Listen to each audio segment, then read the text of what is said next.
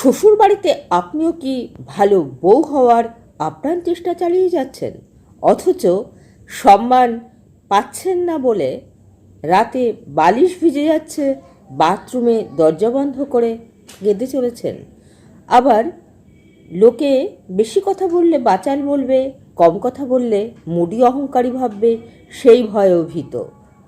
কিন্তু শ্বশুরবাড়ির মানুষজন আপনাকে যদি নিজের মেয়ে ভাবত, তাহলে বিষয়টা আপনার কাছে অনেক সম্মানের হতো। কারণ এই বাড়ির মেয়ে তো কোনো বাড়ির বউ, আবার আপনিও কোনো বাড়ির মেয়ে, এই বাড়ির বউ।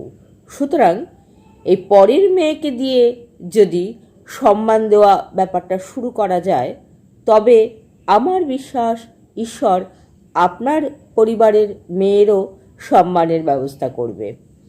আর আপনি আপনার স্ত্রী বা আপনার পুত্রবধূকে যদি অকথ্য গালিগালাজ করেন, আপনার পায়ের সামনে সে মাথা রেখে রাত জাগছে বলে তাকে অহেতুক লাথি মেরে তাড়িয়ে দেওয়া যায়, এটা ভাবা অন্যায়। প্লাস্টি সে বাপের বাড়ির আভিজাত্যকে নিমেষে পায়ে ঠেলে আপনার হাতটি শক্ত করে ধরে দীর্ঘ পথ চলার অঙ্গীকারবদ্ধ হয়েছে।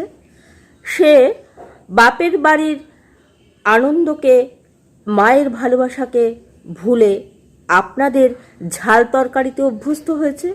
বাবাকে ফোনে বলে ভালো আছি, অথচ তার চেনা বেছানা, তার মা, বাপের বাড়ির ভালোবাসা, আভিজাত্য সব কিছু ভুলে এই যে আপনার মতো হয়ে চলার চেষ্টা করছে, তথাপি সে কি আপনার প্রিয় নারী হওয়ার দাবি রাখছে না? সে সব ঝগড়ার শেষে নিজের রাগ বিসর্জন দিয়ে মিটমাট করার চেষ্টা করছে, মানে সে বোকা, এমন ভাবার কোনো কারণ নেই। সে সবসময় আপনার সাথে বা আপনার পরিবারের সাথে আপনার মতো হয়ে চলার চেষ্টা করছে, মানে এই নয় সে সস্তা।